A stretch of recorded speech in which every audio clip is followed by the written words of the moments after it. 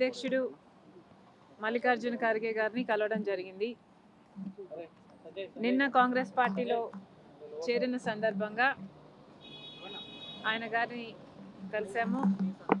Party ఏ బాధ్యత అప్పచెప్పినా నమ్మకంగా చేస్తానని నా వంతుగా రాజశేఖర రెడ్డి బిడ్డ ఆయన ఆశీస్సులు తీసుకోవడానికి ఇక్కడికి రావడం జరిగింది.